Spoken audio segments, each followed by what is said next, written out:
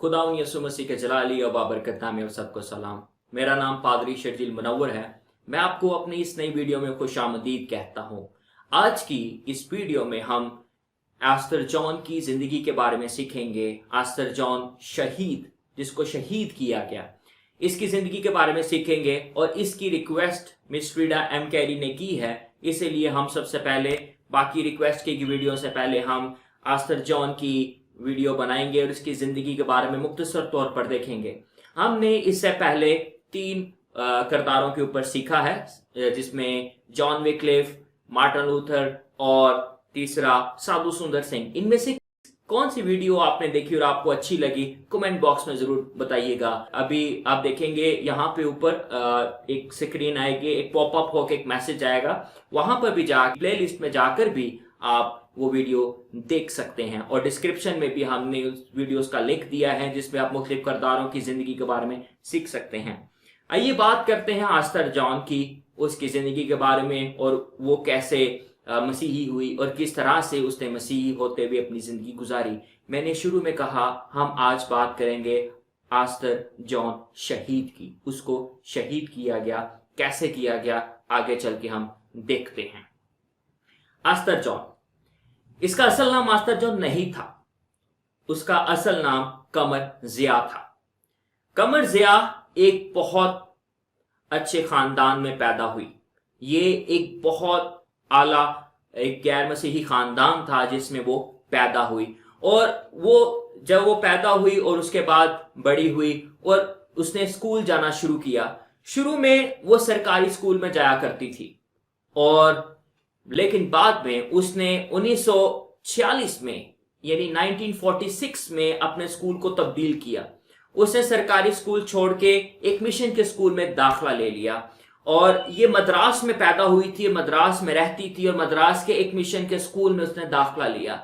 और वहां पे स्कूल में मौजूद एक टीचर से वो बहुत ज्यादा मुतासर हुई, क्योंकि वो मसीही टीचर जो उसको पढ़ाती थी उससे वो बहुत मुतासर हुई, क्योंकि वो टीचर बहुत नर्म लहजे के साथ बात करती थी और वो बड़े दूसरों पर रहम करती थी, तालिब इल्मों के साथ रहम के साथ पेश आती थी और बड़ी मोहब्बत उसके अंदर नजर आती थी।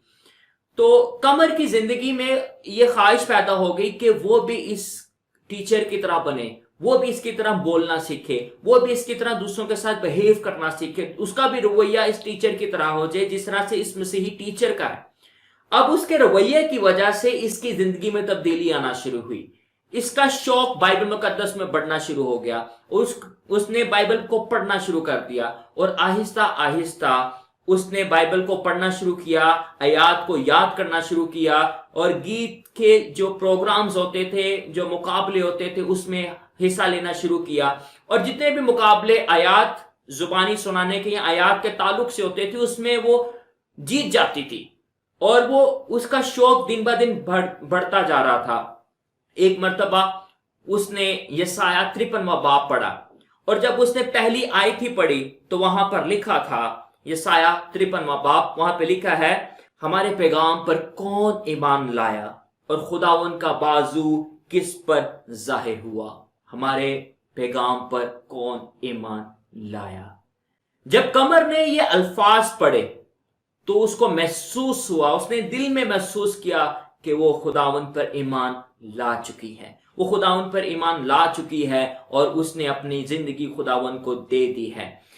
अब इसने इस बात को दूसरों पर जाहिर नहीं किया, इसने इस बात को बड़ा खुफिया रखा और इस बात को बड़ा छुपा के रखा। इसने दूसरों के साथ इसका बयान नहीं किया। तो फिर आहिस्ता आहिस्ता वो मसीहत में और मजबूत होती गई और ज्यादा एक सच्ची मसीही बनती गई। 1947 में आपको पता है कि जब पाकिस्तान बना तो फिर बहुत सारे लोग पाकिस्तान की तरफ और बहुत सारे लोग हिंदुस्तान की तरफ महाजरीन के तौर पर उन्होंने सफर किया। तो इसके खानदान ने भी जनूबी पाकिस्तान से अपने सफर शुरू करके वो कराची पहुंचे। जब वो कराची पहुंचे तो रास्ते में उसकी छोटी नए अहदनामे की जो अंजील था, नए अहदनामा जो था, उसे गुम हो गया। उसको पता नहीं चला कि रास्ते में सफर में कहां पे उसे वो गिर गया या गुम हो गया। उसने वहां पर पहुंच के वापस मद्रास में एक खत लिखा اور اس خط میں اس نے اپنی اس ٹیچر کو کہا کہ آپ سے میں درخواست کرتی ہوں کہ میری یہاں پر کسی مسیحیوں کے ساتھ میری رفاقت کروا دیں، میری ان کے ساتھ ملاقات کروا دیں تاکہ میں ان کے ساتھ رفاقت میں رہ سکوں اور مسیحت میں اور زیادہ مضبوط ہو سکوں۔ تو اس کے ٹیچر نے ایک جگہ کا ذکر اس نے پتہ کیا اور اس نے وہاں پہ جا کے ریکویسٹ کی، ان کو خط لکھا کہ آپ جائیں اور جا کر وہاں پہ ایک لڑکی ہے قمر، اس سے ملاقات کریں۔ تو ایک خاتون جس کا نام میرین لوگزن تھا، میرین نے جو ایک یتیم خانے میں خدمت کرتی تھی، ایک مشن کا یتیم خانہ تھا، وہاں پہ خدمت کرتی تھی، میرین نے وہاں سے اپنے سفر کو شروع کیا اور وہ قمر کے گھر پہنچی۔ جب وہ قمر کے گھر پہنچی تو وہاں پر جا کے اس کی ماں جب چائے بنانے کے لیے کمرے سے باہر گئی تو قمر نے میرین کو کہا کہ مجھے بائبل مقدس چاہیے، مجھے نہایت نامہ چاہیے۔ تو پھر میرین نے اس وقت اس کو بائبل مقدس دے دی۔ اب اس کے واپس چلے جانے کے بعد بہت دیر بعد ہم دیکھتے ہیں کہ تقریباً 7 سال بعد جب میرین اپنے یتیم خانے میں خدمت کر رہی تھی تو وہ حیران ہوئی کہ ایک دن ایسا ہوا کہ قمر اس یتیم خانے میں باہر کھڑی تھی اور اس نے اس کو اندر بلایا۔ وہ بڑی پریشان تھی، اس سے پوچھا کہ تجھے کیا ہوا ہے، کیا سب ٹھیک ہے، تیرے خاندان والے آپ کے ساتھ ٹھیک ہیں؟ تو وہ بہت پریشان تھی اور اس نے بتایا، قمر نے اس وقت اس کو بتایا کہ میرا خاندان والے چاہتے ہیں کہ میں کسی غیر مسیحی کے ساتھ شادی کروں اور وہ اس سے شادی کرنا نہیں چاہتی تھی، اس لیے اس نے اپنے گھر کو چھوڑا اور وہ وہاں پر آ گئی۔ یہاں پر ہم ایک گولڈن سٹیٹمنٹ دیکھ سکتے ہیں جو اس خاتون کی زندگی سے نظر آتا ہے، قمر کی زندگی سے نظر آتا ہے۔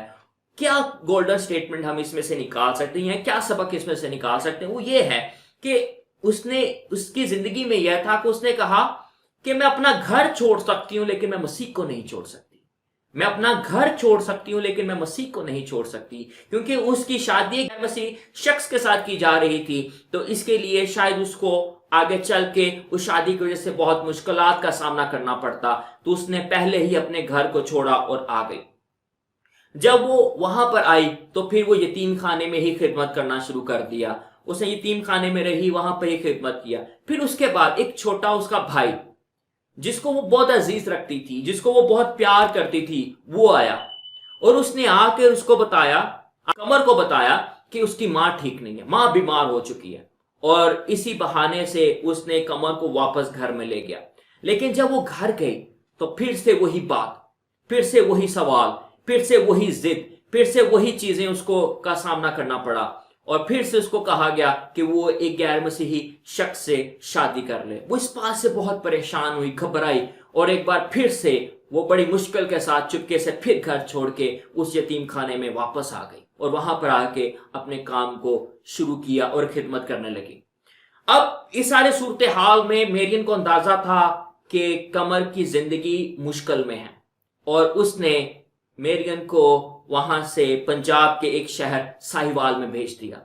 تو میرین جب ساہیوال پہنچی تو وہاں پر جب آئی تو اس نے کرسچن ہاسپٹل ساہیوال میں رہنا شروع کیا، وہاں پہ اپنی خدمت کا آغاز کیا، اور وہاں پہ رہ کر اس نے بپتسمہ لیا، اور جب اس نے بپتسمہ لیا تو اس نے اپنا نام بدل کے قمر ضیاء سے آستر جان نام رکھ لیا۔ یہاں پہ اس نے اپنے نام کو بدلا اور اپنے اس نئے نام کے ساتھ اس نے زندگی گزارنا شروع کی۔ وہ مبشرانہ خدمت کرنا چاہتی تھی، وہ اور سیکھنا چاہتی تھی، اس کے لیے وہ گجرانوالہ میں UBTC United Bible training centre میں آئی اور وہاں پہ آ کے 2 سالہ اپنی تربیت کا حصہ پورا کیا، یہاں سے بائبل کے بارے میں سیکھا، تربیت حاصل کی، اور پھر واپس ساہیوال میں گئی اور کرسچن ہاسپٹل ساہیوال میں اپنی خدمت کو جاری رکھا۔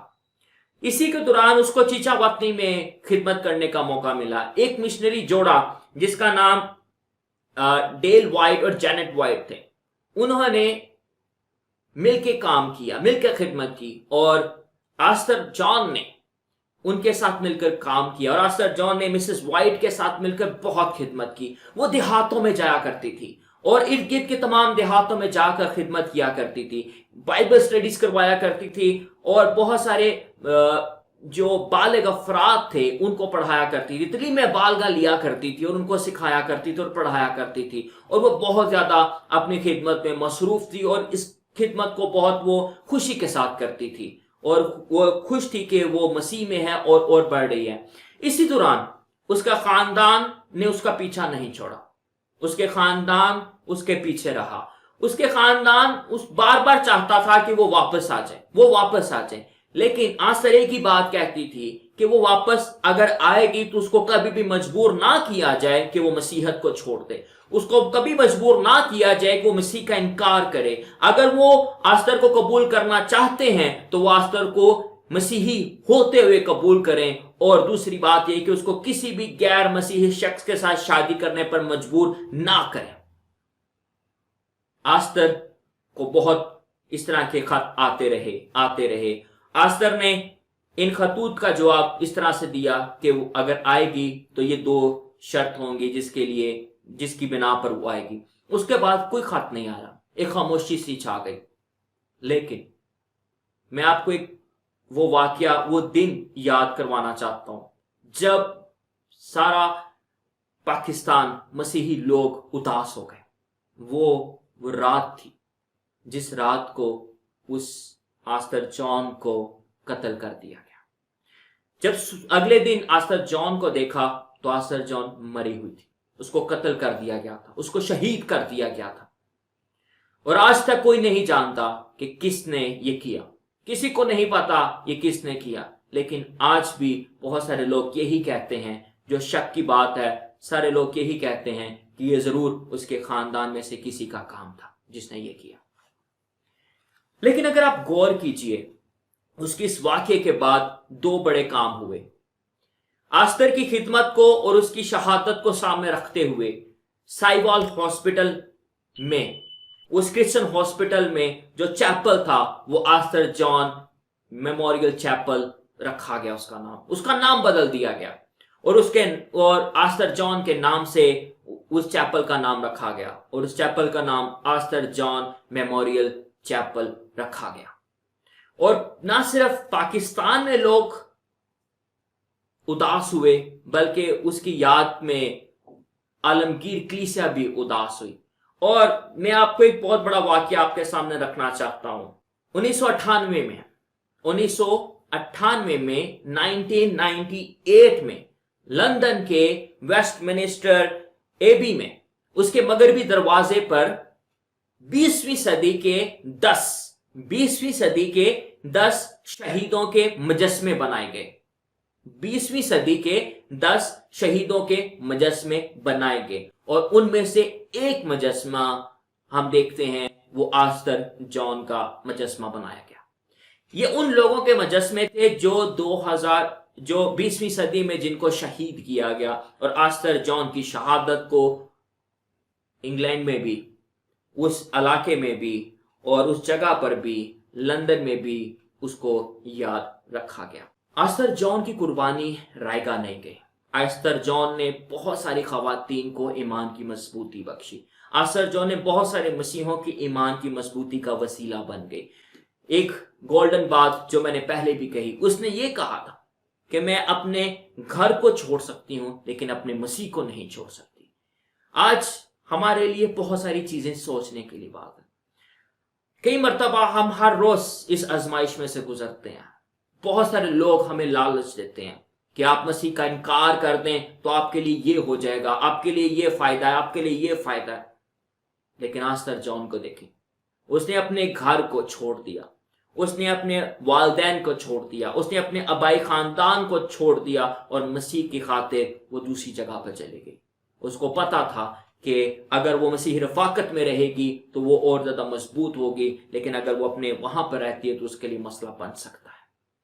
اس کی کہانی ہمارے لیے واقعی بہت زیادہ سیکھنے کا وسیلہ بنتی ہے کہ وہ قمر ضیاء سے کیسے وہ آستر جان بنی، اور کس طرح سے اس نے اپنی خدمت سر انجام دی۔ وہ بہت لمبے عرصے تک خدمت نہیں کر سکی، بہت لمبے عرصے تک جی نہیں سکی، لیکن کیونکہ اس کو میں نے جیسے پہلے بتا دیا، اس کو شہید کر دیا گیا، اسی وجہ سے وہ زیادہ دیر تک خدمت نہیں کر سکی۔ لیکن اس کی تھوڑی عمر میں بھی اس نے بہت کام کر دیا، اس نے دوسروں کے لیے گواہی دے دی، اور 1960 ईस्वी जनवरी, वो आखिरी जनवरी का वो आखिरी दिन था जब अगले दिन वो उठी नहीं, उसको शहीद कर दिया गया। 1960 जनवरी, ये आज हमारे लिए सीखने का वसीला है, आज हमारे लिए ईमान की मजबूती का वसीला है। अब और कौन सी अशखास पे चाहते हैं हम वीडियोस बनाएं, वो कौन से किरदार आपको चर्च हिस्ट्री में से पसंद है जिसमें से हम वीडियो बनाएं। आर्थर जॉन की मिसाल इसलिए आज हमारे लिए बहुत अहम है क्योंकि इसका ताल्लुक हमारे इलाके से है, हमारे जगह से है। ये जनूबी पाकिस्तान से सफर करके कराची पहुंचे, उसके बाद कराची के बाद साहिवाल और चीचावती में अपनी खिदमत सर अंजाम देती रही। ये आज हमारे लिए बहुत अहम है। इसकी जिंदगी को देखना, इसको पढ़ना, इसको समझना और इससे सीखना हमारे लिए बहुत अहम है। और मसीह ने कहा था कि जान देने तक वफादार रह तो मैं तुझे जिंदगी का ताज दूंगा। हम ये कह सकते हैं कि आर्थर जॉन अपनी जान देने तक वफादार रही। उसको कई लालच दिए गए, कई बहाने लगाए गए, लेकिन उसने मसीहत को नहीं छोड़ा।